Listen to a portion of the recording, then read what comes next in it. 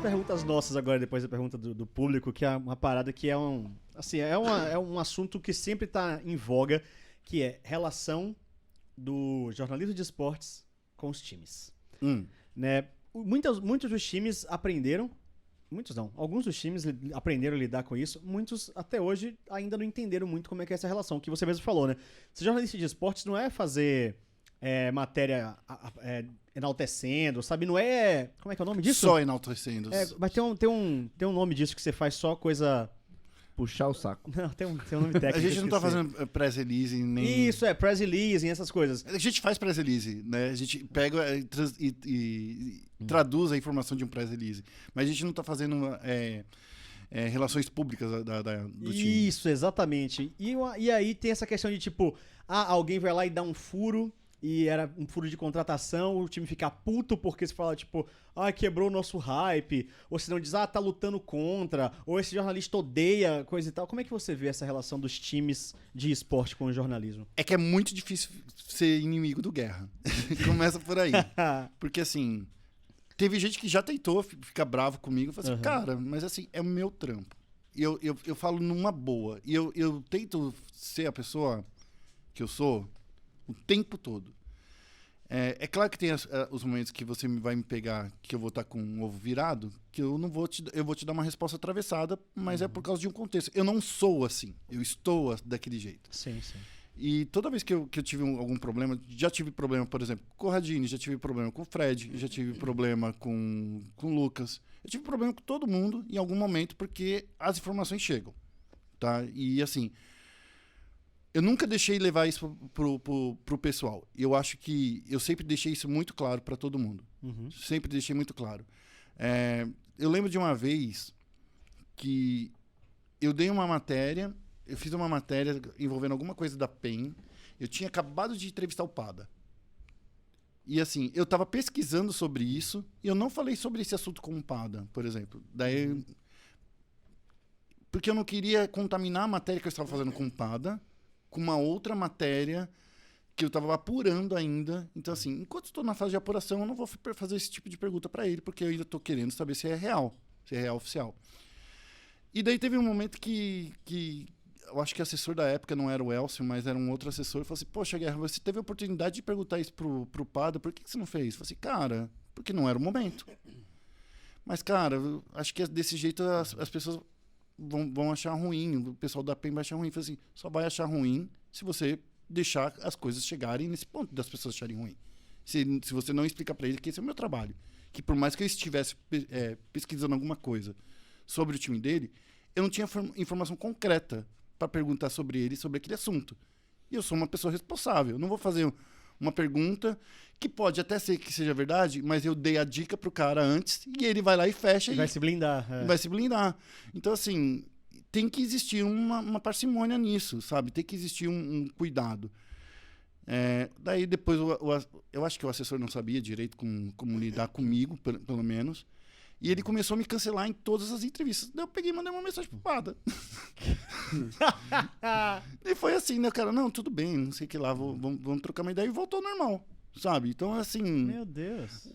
Não era nem o time, pra você ter uma ideia. Era o assessor do cara, do time. E às vezes as coisas simplesmente eles querem...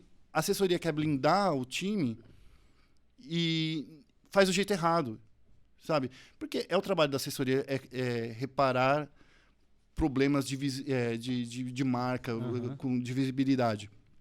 Isso faz parte, é o trabalho deles. Assim que é o meu trabalho, não jogar ninguém na lama, mas apurar informações que é de interesse público. Sim, é isso que é o jornalismo, né? Então, e às vezes a informação não está 100% completa, por isso que a gente não conversa sobre esses assuntos com os assessores antes da hora. Existem processos para serem respeitados, e esses processos, eles têm camadas que você pode liberar, às vezes, que fica só comigo, que eu não passo para minha redação, no momento de apuração. Quando minha apuração já está mais avançada, eu passo para minha equipe para eles já prepararem uma nota, para deixar alguma coisa pronta caso alguma coisa aconteça. Ou quando eu estou 100% certo que está lá, eu mesmo vou lá, escrevo a matéria e solto, sabe? Então, assim, existem processos, existem etapas.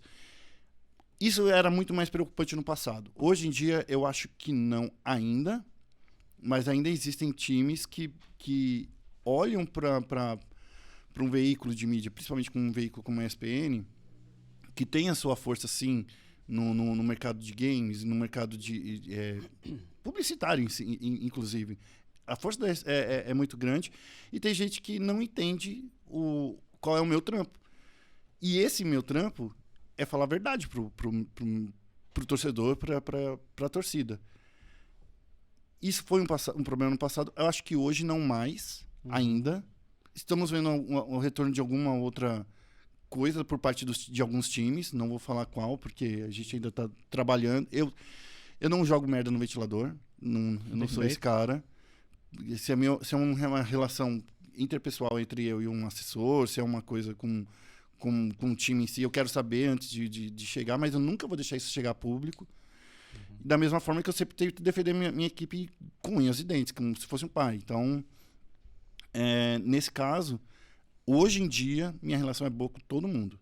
Eu nunca tive portas fechadas. Eu sempre, quando começou a fechar, eu parei e conversei com a pessoa, sabe? Pra não deixar isso acontecer. Minha próxima pergunta você já meio que respondeu. Eu quero justamente isso, porque você, velho, é um cara que, assim, é unânime, sabe? É unânime. Pelo menos que eu saiba. E eu conheço muita gente. Assim, todo mundo adora você. Mas quando eu sou cuzão, eu sou cuzão. Mas assim, mas você é cuzão de propósito? Não, mas eu sou só cuzão com quem mexe comigo, com a minha equipe, entendeu? Sim, sim. Já aconteceu várias e várias vezes, tipo, de acusarem um redator meu de plágio, por exemplo. Eita. E eu fiquei puto, falei assim, não, mano, como é isso?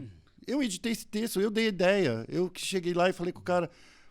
E eu defendo meu redator com unhas e dentes, como se fosse meu filho. Não é ser cuzão, você tá só fazendo uma defesa. Ser cuzão é você tá errado numa parada. É que eu falo que eu sou cuzão porque eu não meço palavras, entendeu? Ah, mas pra mim tá certíssimo. É que eu não meço palavras. Quando é pra defender alguma coisa que eu tenho certeza absoluta que eu não tô errado, cara, eu vou pra cima. Tipo assim... Fizeram isso não uma vez, mas 2 ou 3 vezes com alguns redatores meus e redatores diferentes. E, tipo assim, se tivesse na cara, eu ia falar assim, né? Botar dedo na cara, preto, porque não deixo. Porque quando você fala mal de um redator meu, você tá falando mal de mim.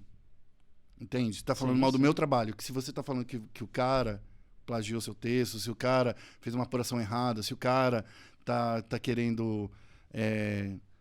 ganhar alguma coisa em cima, tá fazendo uma matéria em troco de favor, ou que isso já aconteceu também. E essas coisas, chamar de plagiador, de o cara que faz as coisas em troca de favores, e chamar o cara de mentiroso, são as únicas 3 coisas que o jornalista tem. Né? O jornalista só tem um nome. É a única coisa que o jornalista tem. Então você tem que defender esse nome com unhas e dentes. Credibilidade e ética são importantíssimos, né? Você precisa. E assim, se você posta uma mentira de propósito, você está faltando com ética. E daí você está também falhando. De novo, eu não sou formado em jornalismo, mas assim... Mas são os princípios da profissão, né? São os princípios da profissão. Para qualquer lugar, para você tem que trazer a verdade. E assim, às vezes você vai fazer uma notícia que é uma apuração. E para você ter certeza absoluta do que é aquilo, você tem que conversar com várias pessoas, você tem que trazer o mais próximo da verdade possível. Se você não tem um documento na mão falando que aquilo é a verdade, se você não tem as coisas, todo o quebra-cabeça montado, mas você está muito próximo, com 90% do puzzle pronto, você já pode soltar uma matéria, entendeu? Sim. Mas você nunca pode soltar uma matéria com 30% do puzzle pronto, porque alguma coisa pode acontecer ali, a história pode estar errada, entendeu? E é por isso que eu sempre defendi. E isso nunca mais aconteceu. Nunca mais aconteceu. Depois que as pessoas ficaram sabendo desse lado evil do Guerra, nunca mais aconteceu. Você acha que ela é tipo... Você achou esperto, não é mesmo? Pronto para voar ao seu lado. Em batalha, nós vencemos. Conheça o tear, seja a pedra.